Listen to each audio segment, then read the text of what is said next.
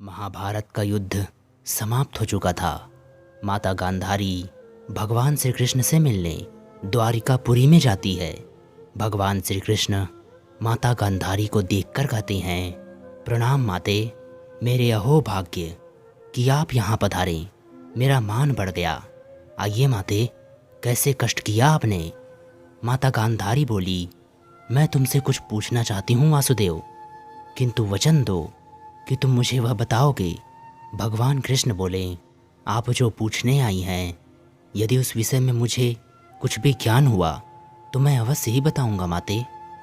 माता गांधारी धीरे से बोली, तुम्हें किस बात का ज्ञान नहीं है मधुसूदन? यदि तुम अंतर्यामी ना होते तो मैं तुम्हारे पास आती ही क्यों। भगवान कृष्ण मुस्कुराकर बोले, तो पूछिए ना माते, प्रतीक्षा क्यों कर रही हो, क्या जानना चाहती हो आप? माता गांधारी बोली, मैं कुंती की आंखों में उमड़ते आंसुओं का भेद जानना चाहती हूँ वासुदेव। मैं उसके दुख का रहस्य जानना चाहती हूँ। आज उसने अपने अश्रुओं को मन का पिघला हुआ हर्ष बताया। उसे किस बात का दुख है वासुदेव? भगवान कृष्ण बोले, माते, दुख तो जीवन में इस प्रकार रहता है जिस प्रकार सूरज के साथ किरणें और चंद्रमा के साथ चांदनी रहती है। दुख और जीवन तो एक ही बंधन के दो नाम मात्र हैं माते। जब तक शरीर में प्राण रहते हैं तब तक जीवन में दुख रहता है। दुख से तो उसी समय छुटकारा मिलता है जब स्वयं जीवन से छुटकारा मिल जाए। माता गांधारी करुणा भरे स्वर में बोली, उसे क्या दुख है वासुदेव?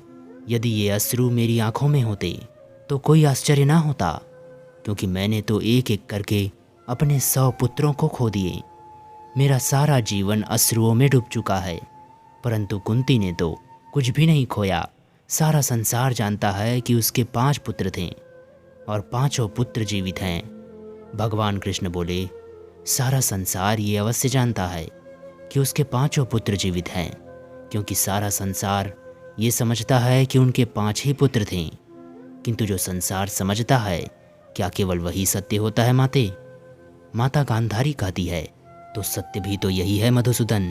भगवान श्री कृष्ण कहते हैं, नहीं माते, संसार उस सत्य को नहीं देख पाता जो संसार के खोखले आदर्शों और परंपराओं और आडंबरों के कारण स्वयं को छिपाने पर विवश हो जाता है।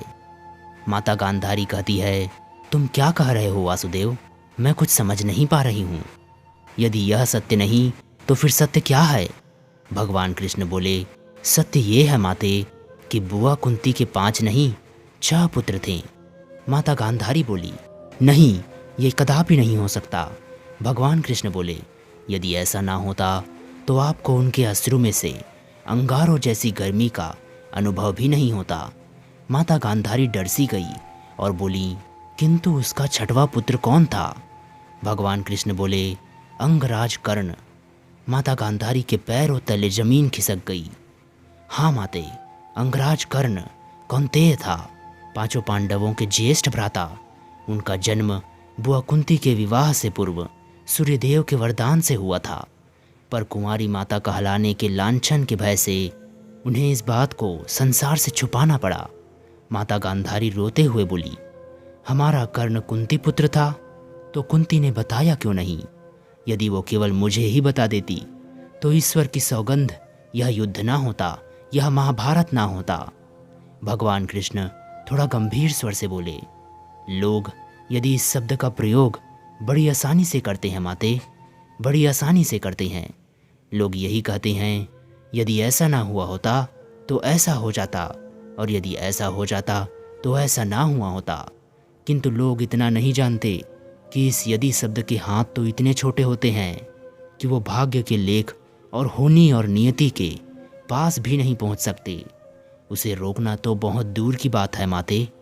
होनी और नीति ने निर्णय कर लिया था कि महाभारत का युद्ध होगा, इसलिए कोई इस युद्ध को नहीं रोक सकता था माते। माता गांधारी कहती है, तुम ठीक कह रहे हो वासुदेव, इस युद्ध को कोई नहीं रोक सकता था, होनी तो होकर ही रहती है। भगवान कृष्ण आगे कहते हैं, हे माते, सुख दुख सर्दी गर्मी की तरह है। सुख और दुख का आना सर्दी गर्मी के आने जाने जैसा है, इसलिए इन्हें सहन करना सीखना चाहिए। जिसने गलत इच्छाओं और लालच का त्याग कर दिया है, सिर्फ उसे ही शांति मिल सकती है। इस सृष्टि में कोई भी इच्छाओं से मुक्त नहीं हो सकता, लेकिन बुरी इच्छाओं को छोड़ जरूर सकता है। मेरे कहने का अर्थ इतना है माते कि हमारे जीवन में सुख दुख आते जाते रहते हैं। इनके विषय में परेशान नहीं होना चाहिए।